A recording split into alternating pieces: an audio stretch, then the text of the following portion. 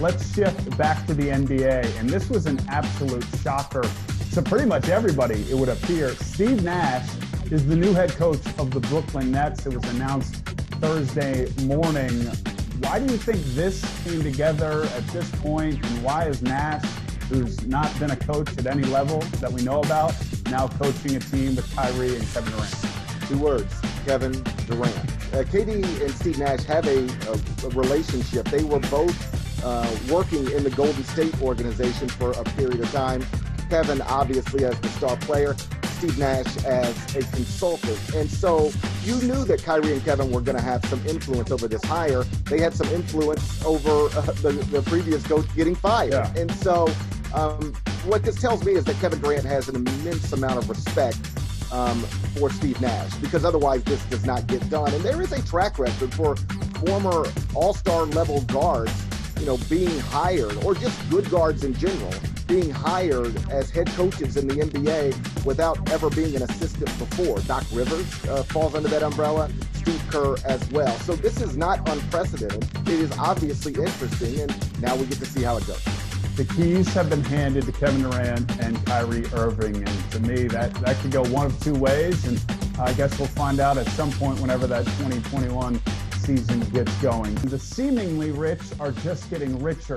Tampa Bay Bucks sign Leonard Fournette after he was waived by the Jacksonville Jaguars, so they're adding a 1,000-yard rusher, 70-plus receptions last year, capable Pro Bowl level running back to a team that already has a deep backfield with Sean McCoy, Ronald Jones, and a really talented offense. How do you see this one? Listen, it's another weapon for Tom Brady, and he must be thrilled.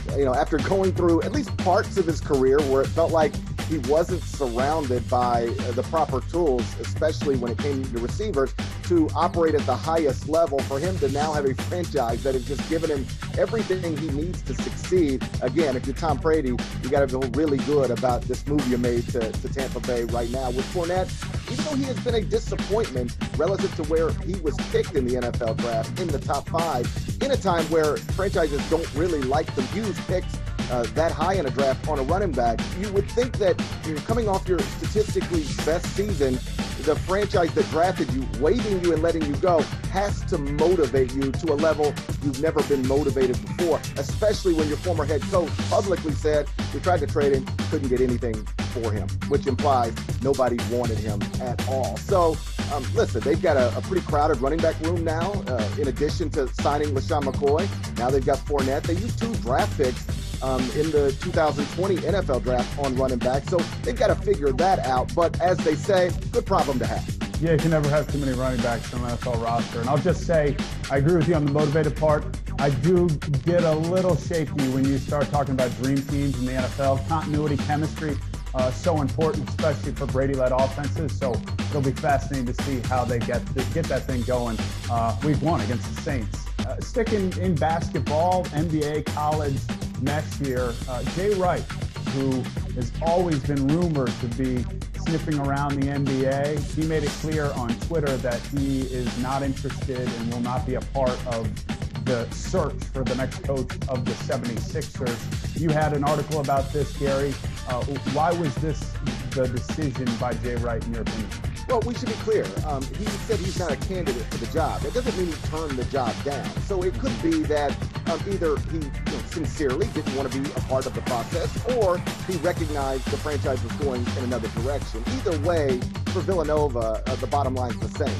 That Jay Wright's going to remain your coach, and obviously Villanova fans are thrilled with that. There are only 6 people in the history of Division I basketball that have won at least 3 national championships. And Jay Wright's got 2, and he has a real chance to get his 3rd in this 2020-21 season with a Villanova team that's going to rank in the top 5 of everybody's preseason poll. So he's only 58 years old in a sport where men are coaching into their mid-70s now. He's got an opportunity to, really get to a rare place in the coaching profession. And now that we know he's not going to be with the 76ers, you can reasonably assume he's going to be at Villanova for a long time. I love it. We need Jay Wright in college basketball. As we keep moving here, Dodgers, they just keep winning